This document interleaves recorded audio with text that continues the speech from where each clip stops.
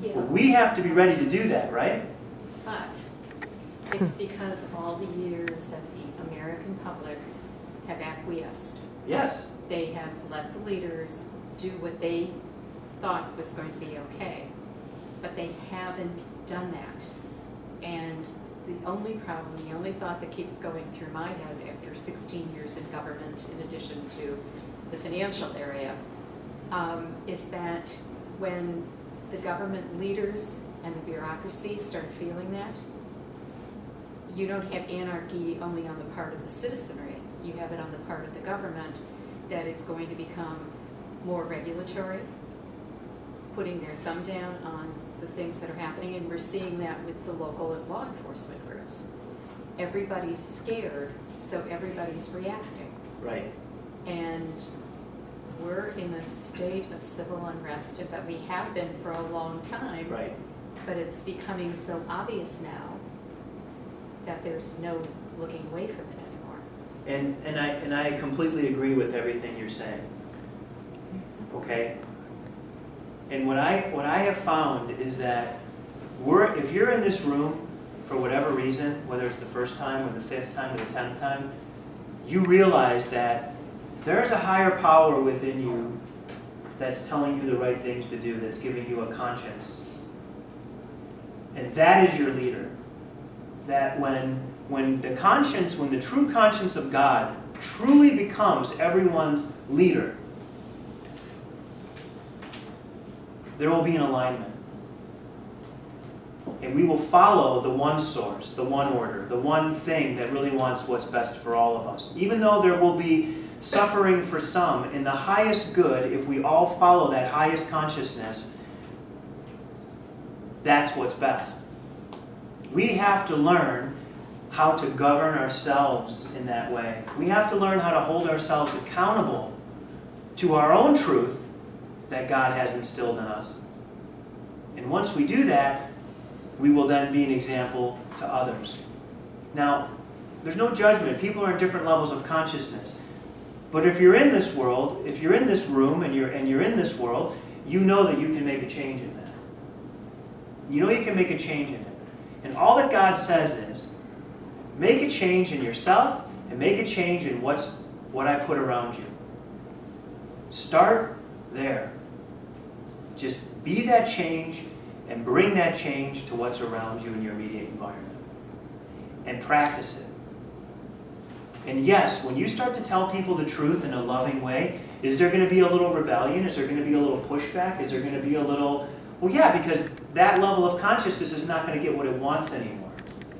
And when it doesn't get what it wants, it gets fussy, it gets upset, it gets mad. And that's where I have compassion for politicians. We're in a hole that they can't get out of without telling people you're not going to get what you want. And they know that. You know, we all know that. But there's not a lot of us that really want to say, this is going to be really difficult for about 10 or 20 years. And we're the ones that are going to go through that difficult 10 or 20 years. But once we go through that difficult 10 or 20 years, it's going to be much better for the next 100 years. Well, who wants that to be their card? You know, who wants to see that card when it turns over? Who wants that? Nobody wants that job, but when life happens in cycles and things come up, there's always a group of people that step forward to do that. You know, there's always that group of people, and they are always a group of people that, relatively speaking, are in a higher place of consciousness, see it, know that it needs to be addressed, know that something needs to happen, and they begin coming together. I am very, very convinced, without a doubt, that that is happening in our world right now.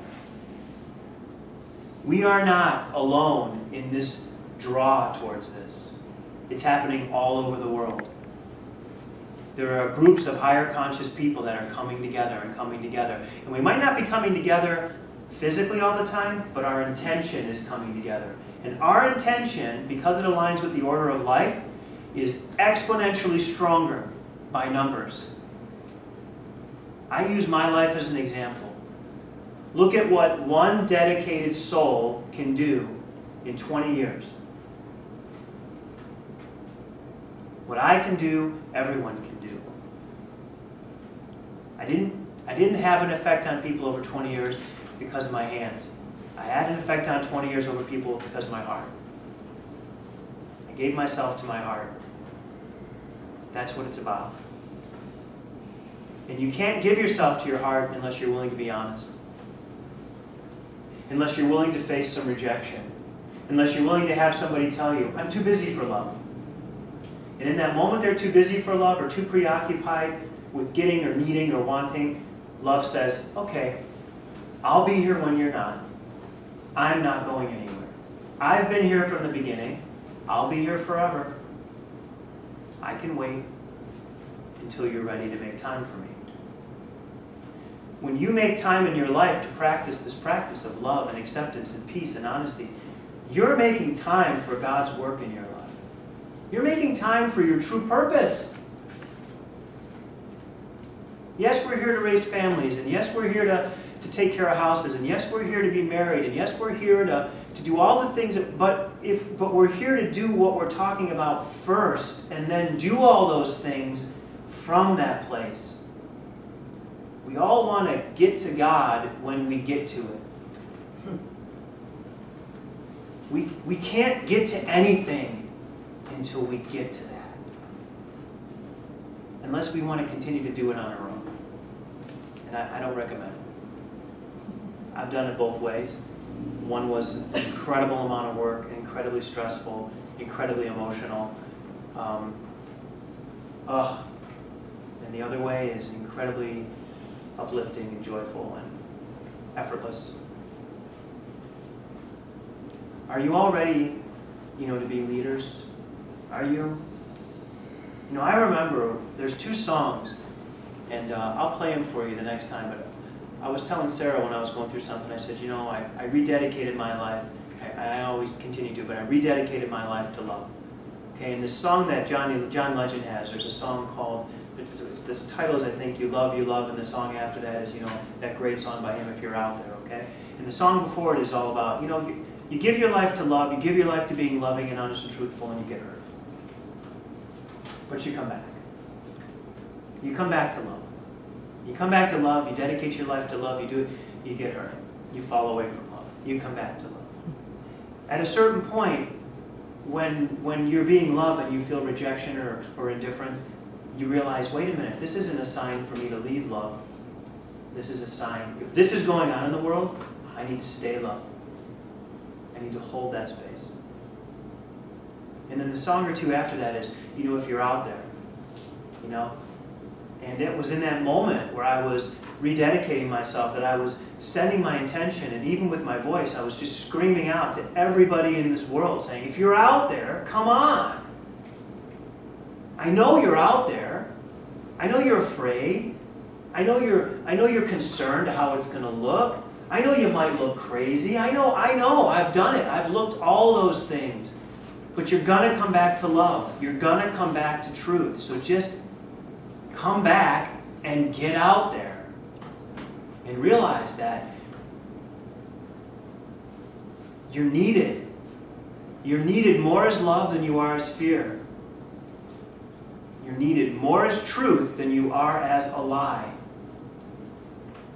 Nature doesn't have the luxury of deceit. Nature is nature. And when a tsunami kills 100,000 people, nature doesn't apologize. Nature is just doing what nature does. It's doing what brings balance. It's doing what's best for everything. Just because it's what's best for everything doesn't mean it's always what's best for a certain segment of humanity that got taken by it. That's unfortunate, but nature is being nature. We don't want to get into that blaming aspect of it. Be love. Just be that in the world, and then you are the leader.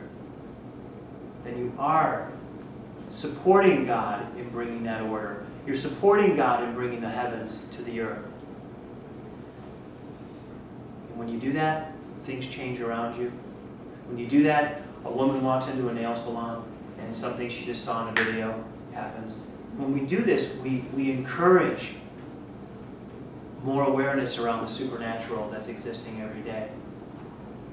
And I truly know that when everybody is raised to the consciousness where they know in their hearts that everything that they do that isn't from that place of love is something they're going to have to forgive themselves for and come to peace with and let go of.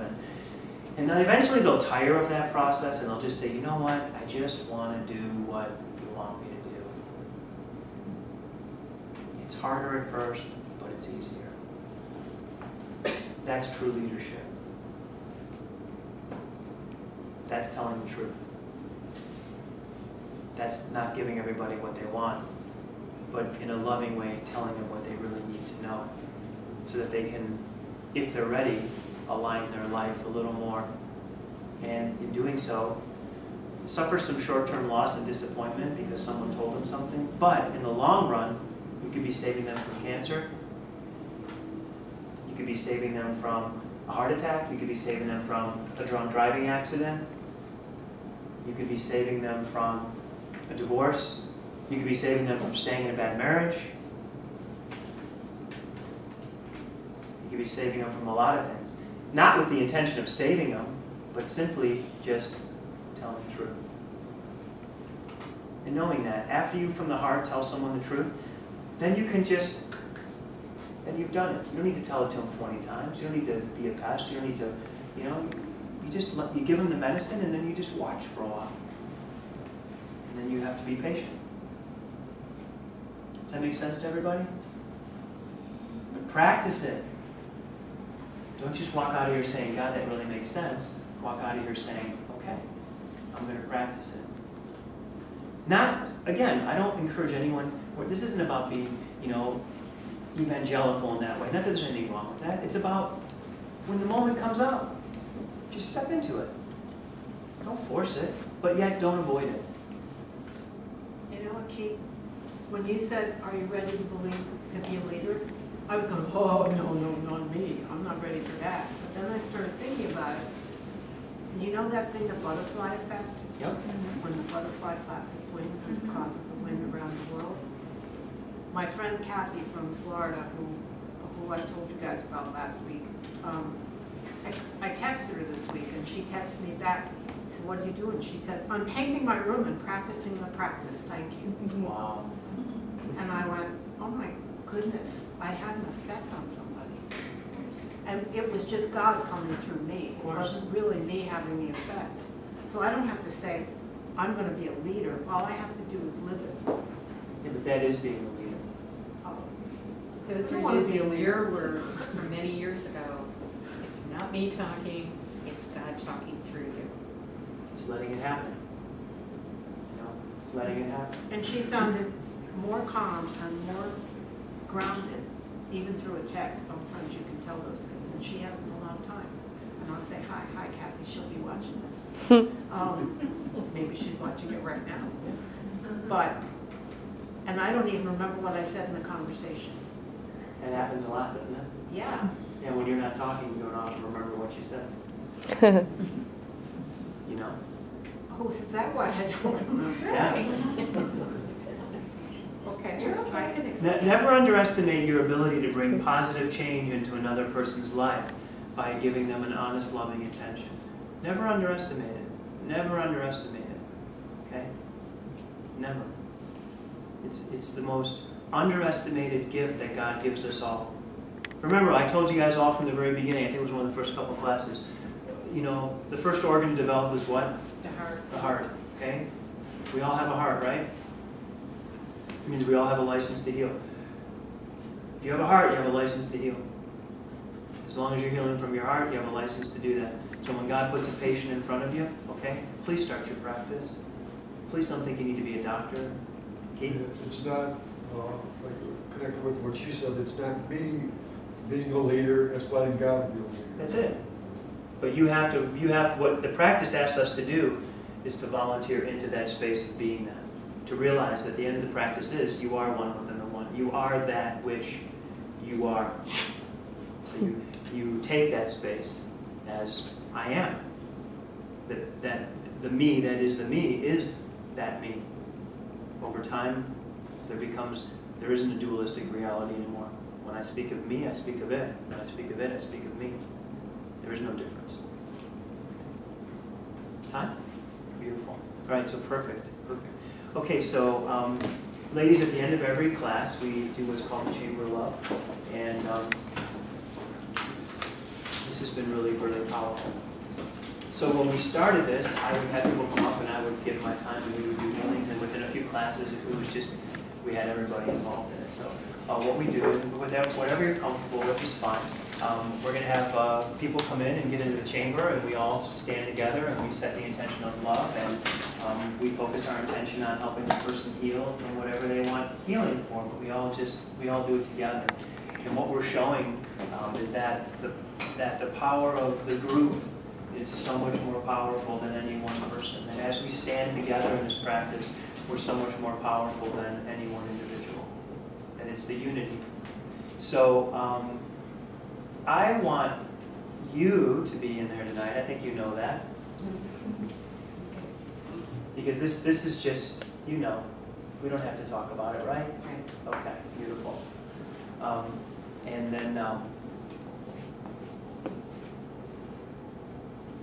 then I want to open it up to a couple other people that want to come in and have it done. If there's anyone who has anything they want. Remember, it doesn't have to be a physical thing. Whatever you want, loving intention around helping you just to release and let go of. You don't have your thing with you. Did you put it somewhere else? Oh, I forgot it. So I'm just living. But this is week 2. Yeah. So this is funny because for whatever reason, when Keith first came to start being with us, and we're just saying, not that he doesn't still need it, but he doesn't have it. He had a crutch. And then after his second visit, he was better, but he had his crutch. And tonight he... That really isn't bad. It's up and down. Well, if you forgot it, you're better. Because if you were the way you were when you first walked in, you wouldn't have forgot it. Mm-hmm. So I'm telling you the truth.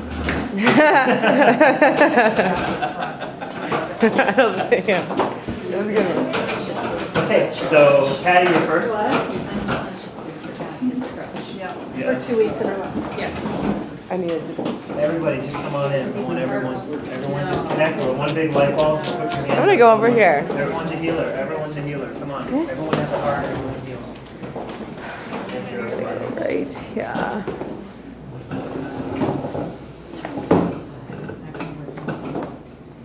What's that? Never mind. I had my arm somewhere, but it was not going to work that way. No.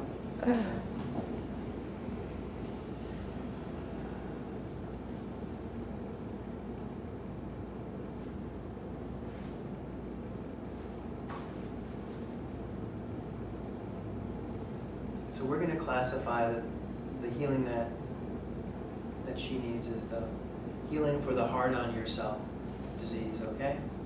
Anyone who has the disease where you're being too hard on yourself. Anyone who has that disease that's also called by self-critical, perfectionism.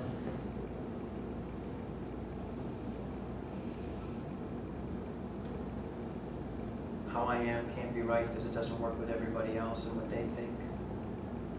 I don't fit in disease. All that's the same disease, okay? All those different categories of belief and thought turn your immune system against you and they cause some type of autoimmune inflammatory reaction. And you'll start breaking down some type of tissue in your body. You will start breaking yourself down. Because you believe on some level you just got to get to the bottom of it for it to be better. And the answer is you're swimming in the wrong direction. So everybody that's doing that, we're going to stop trying to get to the bottom of it. And we're going to get to the top of it. We're going to swim right up. And we're going to ask ourselves a really honest question, okay? What does the creation, what does God, the creator of all things, what is its intention for me? Is its intention for me that I go through this process, break myself down, inflict pain upon myself, keep myself on that cross of criticism and inability? Or is it its intention that I fully enjoy all the things that I am, the gifts that I bring, the joy that I can share, and focus on that. Beautiful, everyone. I feel so many of us letting go of a big or little piece of this together. Why are we so programmed to think about what isn't going to work, what's not right, what should be different? Instead of just saying, let's look at everything that is working and be a part of it.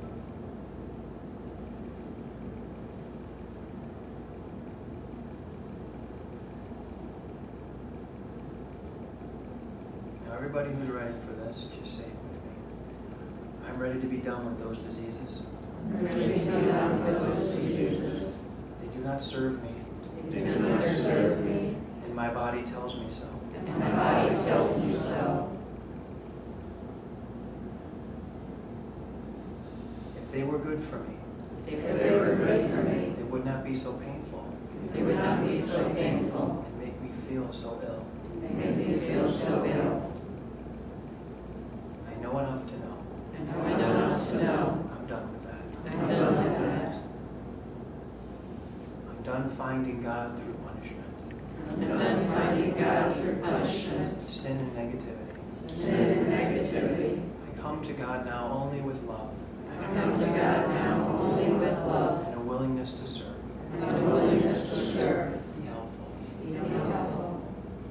Leave every moment of life Leave every moment of life a little better than I found it. a little better than I found it. Beautiful. Awesome.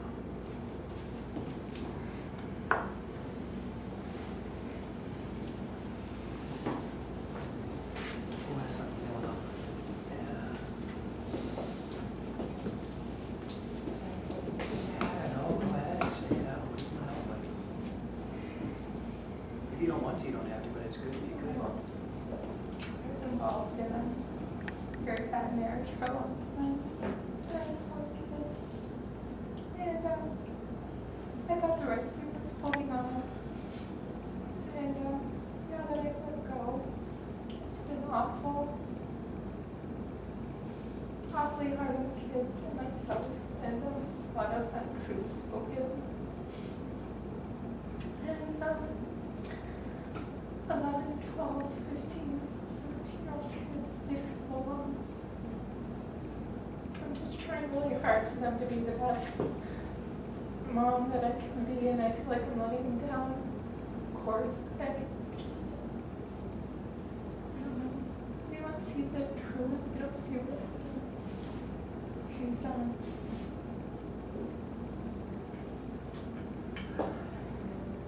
He's got a lot of gifts.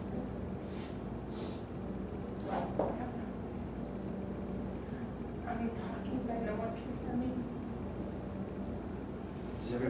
Does everybody hear her? Yes. Yes. Did she do what was in the highest good? Yes. Yeah. Doesn't feel good, does it? So the truth doesn't feel good right now, does it? I'm not saying the truth that you felt you had to do. It doesn't feel good, does it?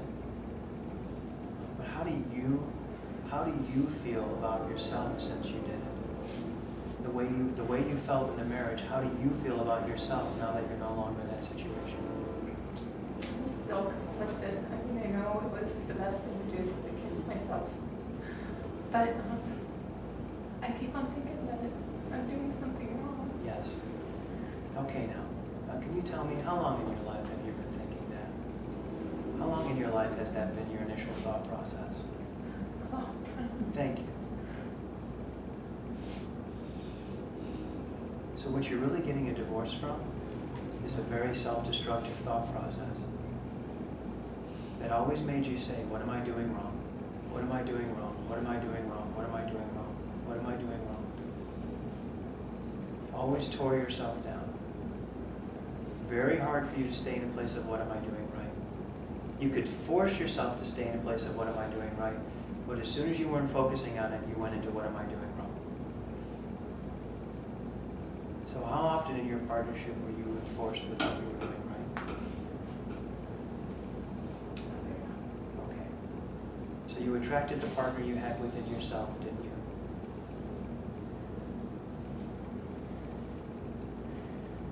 finally you couldn't believe that partner anymore, could you? I'm not talking about the one you got divorced from, I'm talking about the one that I still see inside your body. Now, in order for this never to repeat again, you need to get rid of that partnership inside your body. Do you understand? Who are you going to be without that? You smile. Okay. Beautiful. How many kids in your family growing up, Jen? Which one were you? How many years between you and the one before you? 3.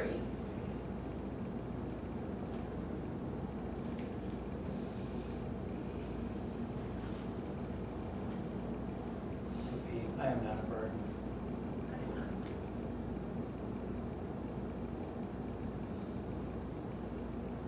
There you go. I never had to be perfect because everyone was already overwhelmed.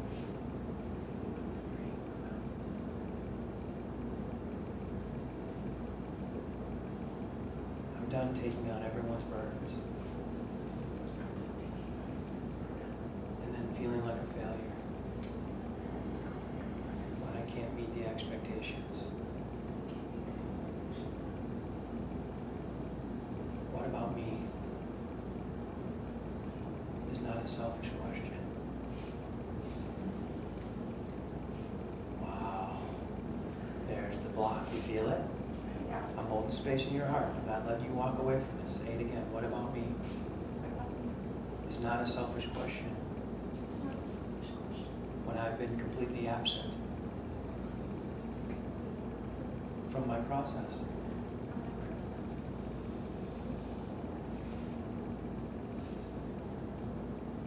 Wow.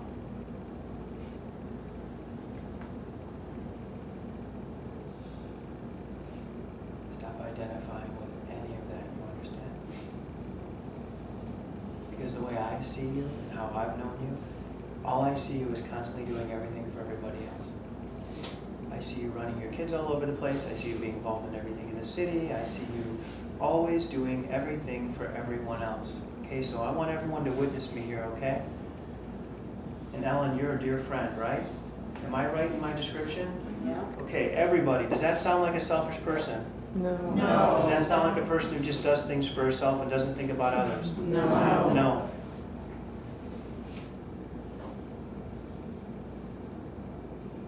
You're just, It was just really hard to leave. And course. not because the divorce had been so bad. It makes me feel like I made the wrong decision. of course. Of I course. wanted it to work.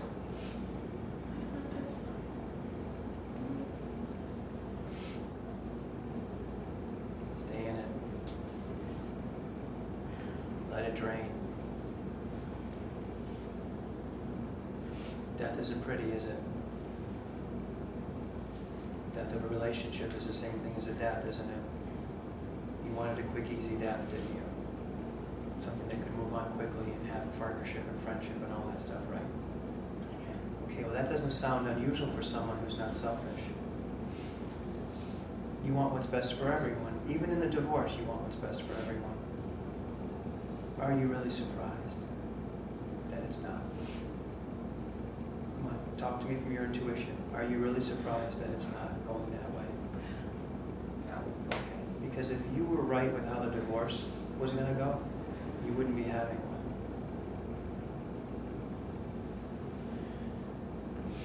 Breathe on that. If you were right with how you wanted the divorce to go, the marriage would have gone that way, right? And you would never be getting one. It isn't what you wanted at all, is it? It's what you were forced to do. Because you just couldn't take it anymore. This is never what you wanted. So you need to let go of feeling responsible for the circumstances that are happening because something you didn't want to happen happened. Don't take responsibility for it that way. You didn't want this. You did everything you could to avoid it. Now, what kind of example would you be for your kids if you didn't do it at that point? I know. So in this moment, these children are paying that price that we talked about in our class, aren't they? Right?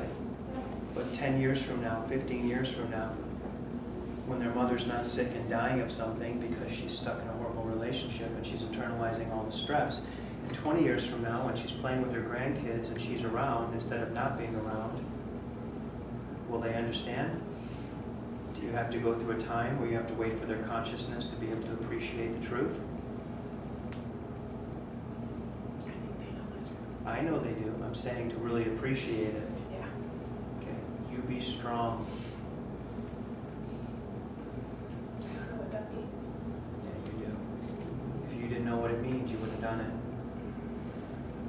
You've never been stronger in your life.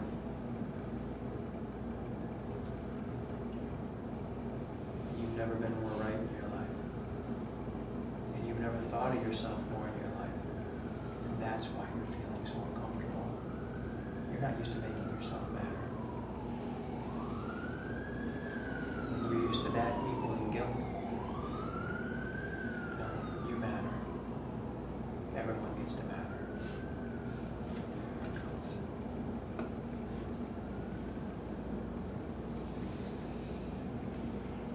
Repeat, I'm done. Carrying the weight.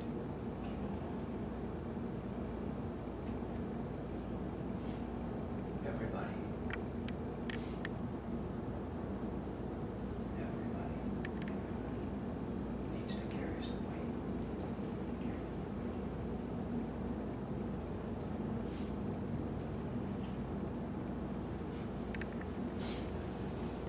Welcome to our family, Jen. We want you. Go through a lot of emotional release. You're grieving a death. It's a death. It's the end of a lifetime. You have to be willing to go through that. Everyone has to grieve the death of this lifetime. You know, there's going to be sadness, and like there is at any death.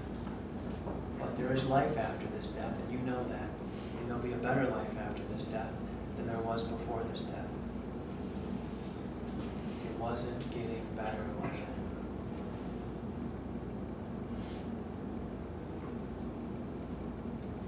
There's no choice there. There's surrender. Wow.